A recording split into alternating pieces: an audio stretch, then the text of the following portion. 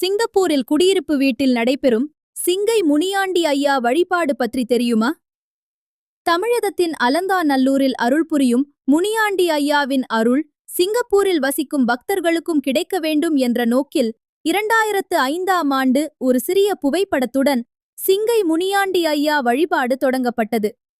அதன் தொடர்ச்சியாக 2013ஆம் ஆண்டு ஐயா முனியாண்டியின் திருவுருவச் சிலை உருவாக்கப்பட்டு சேகரன் அவர்களால் சிங்கப்பூருக்கு கொண்டு வரப்பட்டு லோரங் அச்சு பிளாக் 143இல் உள்ள ஒரு சிறிய வீட்டில் பிரதிஷ்டை செய்து வழிபாடு நடத்தப்பட்டது. பின்னர் 2024ஆம் ஆண்டு இந்த வழிபாடு செரங்குன் சென்ட்ரல் பிளாக் 209க்கு மாற்றப்பட்டது. ஒவ்வொரு ஆண்டும் மார்கழி மாதத்தின் முதல் சனிக்கிழமை அன்று முனியாண்டி ஐயாவிற்கு திருவிழா சிறப்பாக நடத்தப்படுகிறது. மேலும் பங்குனி உத்திரம் நாளில் முனியாண்டி ஐயா பல்லக்கில் எழுந்தருளி சிங்கப்பூர் வீதிகளில் பவனி வந்து பக்தர்களுக்கு அருள் புரிகிறார்.